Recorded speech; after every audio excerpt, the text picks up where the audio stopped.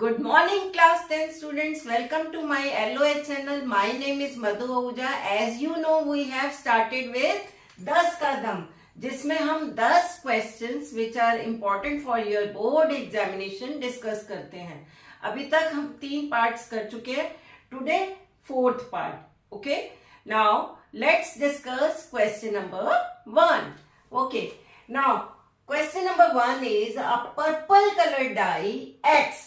We call it X, extracted from lichen, a plant belonging to division Thallophyta, and used as acid base indicator.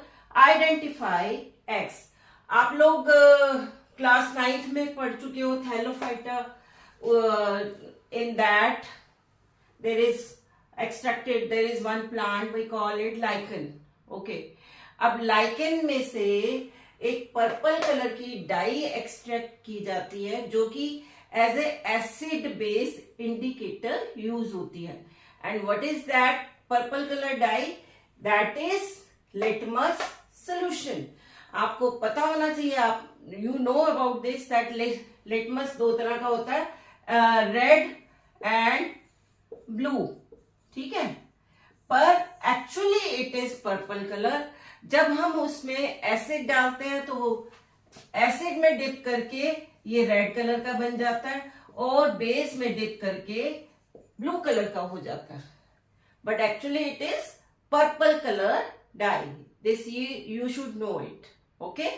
Now question number 2. Name 2 synthetic indicators. अब बेटा आप इस chapter में पढ़ चुके हो. Today हम आज चैप्टर नंबर 2 से कर रहे हैं. आप इस चैप्टर में पढ़ चुके हो अबाउट इंडिकेटर्स. इंडिकेटर्स क्या होते हैं? विच इंडिकेट एसिड है, कोई सोल्यूशन, बेस है या न्यूट्रल है. ओके. तो indicators are divided into natural and another one is synthetic. ठीक है, ये आप कर चुके हो. नेचुरल में क्या क्या आ जाते हैं? लिटमस आ जाता है, ये क्योंकि प्लांट बेस्ड है. टर्मरिक आ जाता है, चाइना रोज आ जाता है, रेड कैबेज आ जाती है आपकी. ठीक है, या फिर ऑल्फैक्टरी इंडिकेटर्स आ जाते हैं. अभी हम वो भी करेंगे, व्हाट आर ऑल्फैक्टरी, जो कि स्मेल से पता लगते हैं. ठीक है. एंड सिंथेटिक में 2 हैं. Name 2 synthetic indicators. This is methyl orange and phenolphthalein. Okay, समझ आया आपको? ठीक है. Now come to question number 3. An aqueous solution. Aqueous का मतलब क्या होता है? जो डिजॉल्व इन वाटर. ठीक है. Turns red litmus solution to blue. अब आपको लिटमस के, वंस अगेन मैं आपका यहां पे डिलीट करके, यू नो दैट एसिड के केस में लिटमस क्या होता है? Blue will change into, blue litmus will change into red. And base के केस में red litmus will change into blue. ये आपको पता है. ठीक है. अब आपसे क्वेश्चन पूछा जा रहा है बेटा कि An aqueous solution turns red litmus to blue.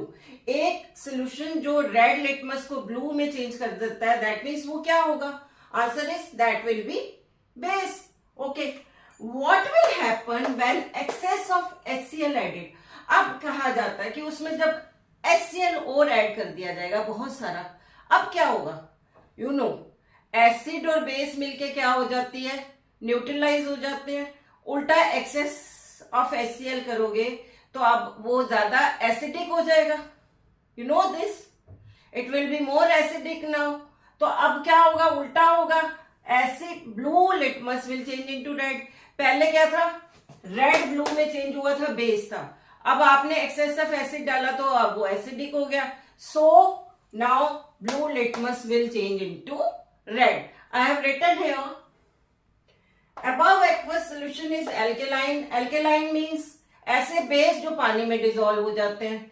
Alkaline in nature, after adding excess of HCl, the pH of solution decreases, pH of course decrease करेगा, यानी वो एसिडिक साइड जाएगा। अभी आपने पीएच भी पढ़ा हुआ है क्या होता है, ठीक है। Due to neutralization reaction and blue litmus turns to red litmus.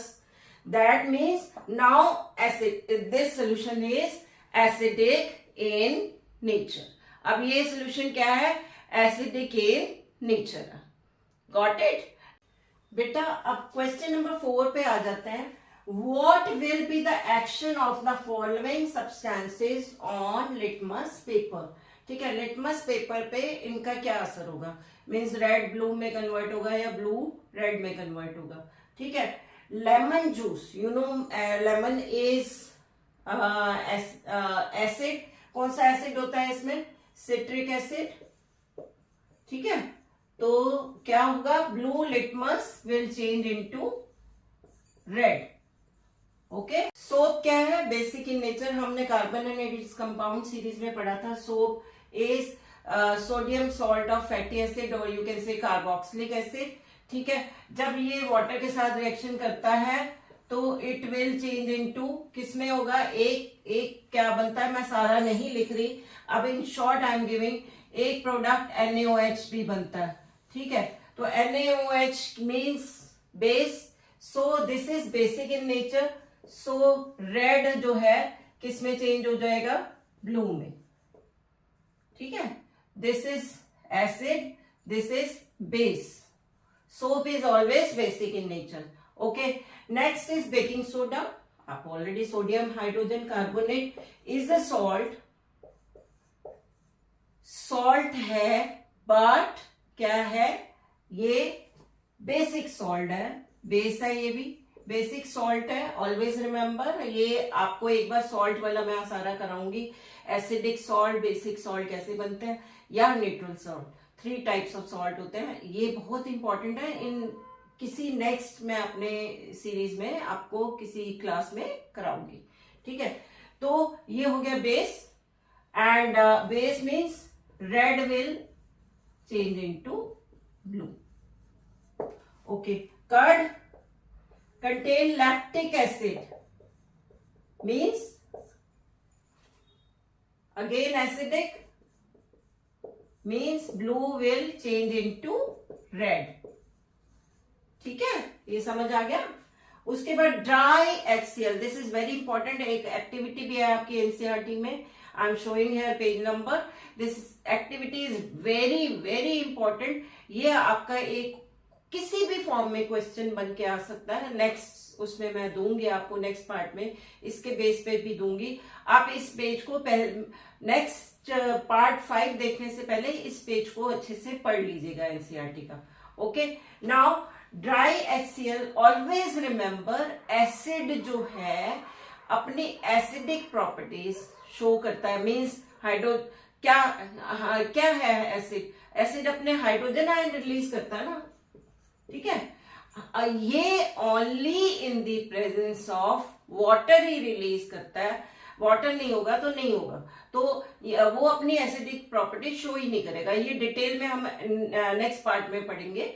ठीक है, तो यहां पे dry HCl means no change, ना वो एसिड में दिखा रहा है ना बेस में दिखा रहा है, ड्राई है। तो अब अगर मॉइस्ट लिटमस पेपर लेके जाएंगे तब ये अपने एसिडिक प्रॉपर्टी शो करेगा, यानी गीला कर दिया आप तो करेगा। ये हम नेक्स्ट पार्ट में पढ़ेंगे इसके बारे में। Okay, now come to carbonated soft drinks, जैसे आपका पेप्सी है या कोला, जितनी भी ड्रिंक्स हैं, यू नो उसमें कार्बन डाइऑक्साइड गैस होती है, तो ये it change into carbonic acid, यानी carbonic acid is present in this, so this is acidic in nature, that means blue will change into red। okay, got it। now next question is, अच्छा इसमें ना कुछ बच्चों को भूल जाता है कि लिटमस कौन सा एसिड में, मतलब रेड ब्लू में होता है या ब्लू रेड में होता है। एक छोटी सी निशानी आपको बताती हूँ बेटा, जब आपके हाथ पे अगर एसिड गिरेगा तो आपके एकदम रेड हो जाएगा ना, बर्न हो जाएगा, रेड हो जाएगा, तो रेड हो जाएगा। Means blue will change into red. एक निशानी लगा लीजिए ताकि आपको भूले नहीं कभी। Okay, now come to question number 5। यहां देखिए, name the acid present in ant sting. Ant sting आपने देखा होगा, ततैया या कोई भी कीड़ा जब काट जाता है उसका डंक, एंट स्ट्रिंग मीन्स उसका डंक जब आपको काटता है, ठीक है, and gives it's chemical formula. तब वो कौन सा एसिड रिलीज करता है, जब वो काटता है कौन सा एसिड रिलीज करता है? दैट एसिड इज बेटा methanoic acid, common name is formic acid, and formula is, हम already carbon and its compound में कर चुके हैं, HCOH। ठीक है ना। दूसरी चीज पूछी गई है, also give common method to get relief from the pain caused by ant sting। आपने बहुत बार ऐसा नोट किया होगा कि कभी कोई ततैया या कोई कीड़ा आपको काट जाता है तो आप क्या करते हो? आपकी मम्मी क्या करती है? जल्दी से या तो साबुन से उसको वॉश करवा देती हैं या बेकिंग सोडा रगड़ देती हैं, और कुछ नहीं है तो सामने लोहा पड़ा है, उसको रगड़, कड़ा हुआ है हाथ में, उसको रगड़ लिया जाता है। ऐसा क्यों है? Because these are basic in nature. अब एंट ने जब आपको काटा है तो उस समय आपको आपकी स्किन में उसने एसिड रिलीज किया जिसकी वजह से पेन हो रही है, ठीक है। उस एसिड को अब हमने क्या करना है? न्यूट्रलाइज करना है बाय बेस। तो हम किसी बेस से उसको रगड़ेंगे, सोप भी बेस है, किसी भी माइल्ड बेस से रगड़ेंगे तो हमें रिलीफ मिलेगा, बिकॉज न्यूट्रलाइजेशन रिएक्शन होगी, ठीक है, एसिड का इफेक्ट खत्म हो जाएगा। Okay, so here to get relief we apply the solution of mild base like baking soda, soap, etc. Base neutralizes the effect acid released by ant sting. Got it? बेटा अब हम question number 6 देख लेते हैं। ये थोड़ा important है, इस तरह का फिगर वाला आ सकता है, ध्यान से देखिए। From the following figure, identify any two physical properties of gas release. आपका यहाँ पे एक apparatus सेटअप बना हुआ है, आप एनसीईआरटी में भी देख सकते हैं। यहाँ पे मैंने सामने आपको दिखाया हुआ है एंड मैंने यहाँ ड्रॉ भी किया हुआ है। ओके, यहाँ पे क्या है बेटा, इससे सिर्फ apparatus सेटअप को देख के आपको कुछ क्वेश्चंस के आंसर देने हैं। यहाँ पे तो सिर्फ पूछा गया कि any two physical properties of gas बताइए। इवन ये नहीं भी लिखा होगा कि कौन सी गैस है, तब भी आपको सिर्फ सेटअप देख के बताना है कि इसकी क्या फिजिकल प्रॉपर्टीज है। देखो बेटा, यहाँ पे इंपॉर्टेंट चीज क्या है, पहले तो हम अपरेटस सेटअप समझ लेते हैं। ये स्टैंड है, दिस इज बॉइलिंग ट्यूब, ये आपकी बॉइलिंग ट्यूब है। आप लैब में जाते हो, देखा होगा बॉइलिंग ट्यूब क्या है, ठीक है। ये कॉर्क है और this is delivery tube. You know delivery tube किस लिए? गैस की कलेक्शन के लिए करी जाती है, ठीक है। और यहाँ पे क्या क्या मिक्स किया हुआ है, अगर मान लो ये कंटेंट ना भी लिखी होगी क्या क्या मिक्स किया हुआ है, ठीक है। In the presence of sulphuric acid, acid भी है, ठीक है। जिंक को सल्फ्यूरिक एसिड या HCl किसी में डाला गया है, किसी एसिड में, ठीक है। मान लीजिए कंटेंट नहीं भी लिखे, सिर्फ अपरेटस सेटअप बना है, तो भी आपको सिर्फ अपरेटस सेटअप को देख के दो फिजिकल प्रॉपर्टीज बता सकते हो। वो क्या है बेटा? पहले तो आप ध्यान से देखिए कि यहाँ पे ये जो डिलीवरी ट्यूब बनी हुई है वो ऐसे मोड़ के नीचे को आई है, फिर पानी में डाला गया है उसको, और यहाँ पे जब गैस का कलेक्शन होगा तो यहाँ पे जार को, गैस जार को उल्टा करके बनाया जाएगा और ये गैस उसमें कलेक्ट होगी। This is the mouth of jar, ठीक है। This is the mouth of the jar. Okay, now अब यहां पे दो बातें दिख रही हैं। एक तो डिलीवरी ट्यूब को पानी में डिप किया गया, दूसरा ये जार में उल्टा करके बनाया गया, ठीक है। ना भी बनाया हो तो आप देख रहे हो पानी में डिप किया है, और यहाँ पे इस तरह से इसका मतलब ही है कि यहाँ पे कहीं ऊपर ऊपर जाके मतलब यहाँ पे कलेक्शन होगा, यानी जार को उल्टा ही रखना पड़ेगा। ठीक है, आपके एनसीईआरटी में नहीं बनाया, पर उल्टा करके, यानी उसका मुंह यहाँ होगा तभी तो आप गैस को कलेक्ट कर सकते हो, राइट। ओके, अब मुझे ये बताइए, इसको देख के इसको सीधा क्यों नहीं रखा जा सकता था? आप सीधा डिलीवरी ट्यूब ऐसे बनाते और यहाँ पे रखो जार और गैस कलेक्ट कर लो। ऐसा क्यों नहीं किया गया? पहले पानी में डाला गया, फिर उल्टा जार किया गया। क्यों? बिकॉज यहाँ पे जो भी गैस रिलीज हो रही है, यहाँ आपको पता है वैसे हाइड्रोजन गैस रिलीज हो रही है, this is lighter than air, इतनी हल्की है, जैसे ही निकलेगी भैया वो तो आधी से ज्यादा तो वेस्ट हो जाएगी आपकी। एंड इनसॉल्युबल इन वाटर, हम वाटर में से पास करके उसको ओ कलेक्शन के लिए ले रहे हैं, सॉल्युबल तो नहीं होनी चाहिए उसमें। और वाटर में क्यों पास कर रहे हैं? सो दैट कि उसकी स्पीड और बढ़े, और कम हो जाए, कि कलेक्शन में और वेस्टेज ना हो, कि जल्दी से ऊपर को ना उड़ जाए। तो इससे दो फिजिकल प्रॉपर्टीज आपकी पता लग रही हैं। One is gas is lighter than air, and second is बेटा gas is insoluble in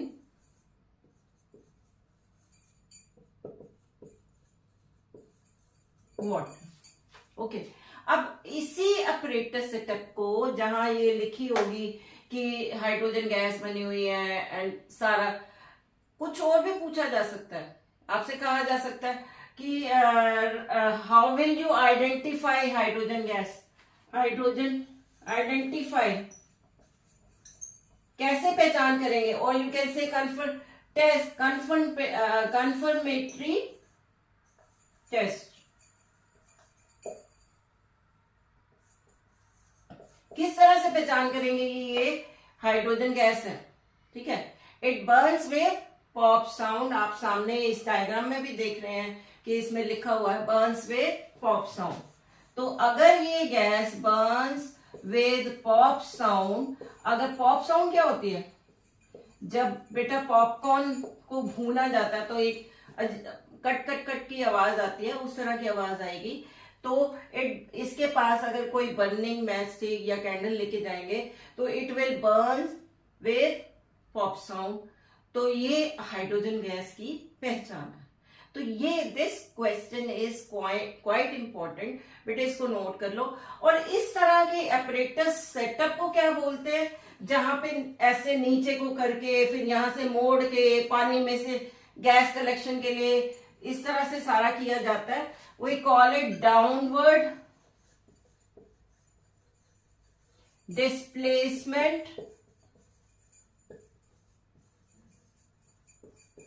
in water. ये किसका नाम है? ये एपरेटस सेटअप का नाम है, जिसमें हम ऐसे इस तरह से मोड़ के डिलीवरी ट्यूब लाए हैं, फिर उसके बाद वाटर हमने डाला है, वाटर में से गैस निकलेगी और ऊपर फिर इसका जो जार कलेक्शन के लिए उल्टा करके रखेंगे। This is downward displacement in water and quite important. Okay, अब बेटा हम क्वेश्चन नंबर 7 करते हैं। देखो बेटा, this is MCQ. Which of the following is not an example of olfactory indicator? Okay, ये जो है इनमें से कौन सा जो है ऑल्फैक्टरी इंडिकेटर का एग्जाम्पल नहीं है? पहले तो आपको पता होना चाहिए olfactory indicators are natural indicators, और ये कलर चेंज करके अपना इंडिकेट नहीं करते, बल्कि स्मेल से पता लगता है। ठीक है, तो इनमें से onion is yes, clove is also yes, vanilla essence is also yes, but turmeric is wrong. So इसमें डी ऑप्शन आ जाएगा। टर्मरिक जो है वो कलर से पता बताता है, बट स्मेल से नहीं बताता।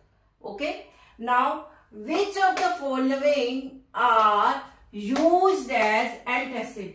आर लिखा हुआ है, दैट मीन्स एक से ज्यादा हो सकते हैं। इनमें से कौन से हैं जो आपके एंटासिड यूज होते हैं? अब आपको पता होना चाहिए एंटासिड क्या है, जो कि यू नो व्हेन हम बहुत बार एसिडिटी फील करते हैं और उस समय हम we are taking some medicine like Eno वगैरह टू क्या अपनी एसिडिटी को दूर भगाने के लिए, तो that chemical is called antacid, ठीक है, to get relief from acidity. तो वो इनमें से कौन कौन से है? Milk of magnesia is yes, magnesium hydroxide, okay, lemon no, orange no, baking soda no, yes. Basically आपको कोई बेस लेना है, ईटेबल बेस, माइल्ड बेस, जो कि हमारे स्टमक की एसिडिटी से न्यूट्रलाइजेशन, एसिड से न्यूट्रलाइजेशन रिएक्शन हो जाएगी और एसिड कम हो जाएगा, ओके। तो यहाँ पे milk of magnesia means magnesium hydroxide and baking soda, दोनों ही बेसिक इन नेचर है, इसलिए यूज होते हैं, ठीक है। अब आ जाते हैं असर्शन रीजन। हम हर बार आपके यहाँ पे दिखाया गया options A B C D किस तरह से सिलेक्ट करने हैं, यू कैन सी हियर। हर बार मैं यहाँ भी लिखती हूँ, now I am not writing, मैं एज्यूम कर रही हूँ अब आपको रट गए हैं, but you can see here, यहाँ पे दिख रहे हैं आपको, ठीक है। अब यहाँ देखिए असर्शन क्या दिया हुआ है, all alkalis are bases but all bases are not alkalis. पहले तो आप ध्यान से देखिए कि एल्कलीज क्या होता है, ऐसे बेस जो पानी में डिसॉल्व हो जाते हैं उसको एल्कली बोलते हैं, ठीक है। तो ये बिल्कुल करेक्ट है, सारे एल्कलीज बेस होते हैं, पर देखो बेसिस दो तरह के होते हैं, जो सॉल्युबल इन वाटर और नहीं भी होते, जो पानी में सॉल्युबल नहीं है। तो इसका मतलब क्या है, सारे एल्कलीज को तो हम बेस ही बोलेंगे क्योंकि वो पानी में डिसॉल्व होता है, पर जो नहीं होता, but all bases are not alkalis, so this is true, okay, ये आपका true है, okay। Now come to this, bases which are soluble in water and give OH minus ions are called alkalis। ऐसे basis जो water में soluble है और उस समय क्या रिलीज करते हैं, you no, base hydroxyl ion release करता है और एसिड क्या रिलीज करता है, hydrogen ion, you know this. तो ions are called alkalis, ये भी true है, and this is correct explanation also, so आपका आंसर आ जाएगा A, ठीक है, ओके। अब आ जाते हैं हम assertion reason, another question number 10, all salts form neutral solution with pH 7। अब सॉल्ट में हम उसको neutral, no this is wrong, ये मैं अभी आपको समझाती हूँ, ये इसको रब करना पड़ेगा, this is false, okay.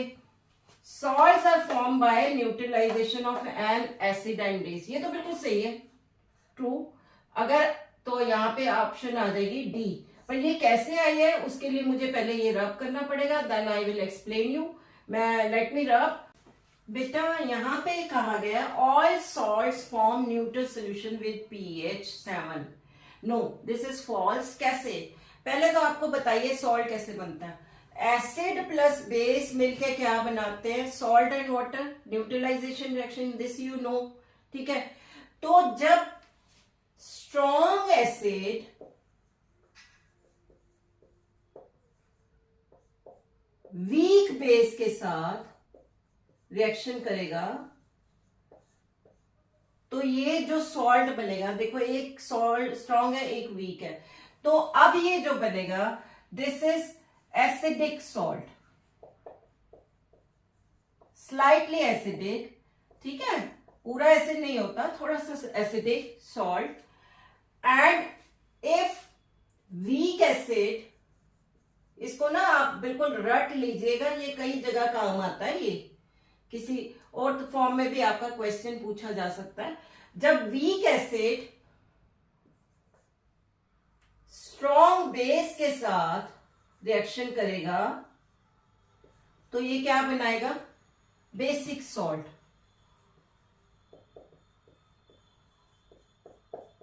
Plus water. अब strong acid and strong base जब बनाएंगे, strong acid plus strong base होगा तो वो क्या बनेगा बेटा, न्यूट्रल सॉल्ट। अब वो वाला न्यूट्रल बनेगा जिसका pH 7 होगा, ठीक है। Neutral salt plus water, weak acid plus weak base, जब बनाएंगे तो ये भी न्यूट्रल सॉल्ट होगा।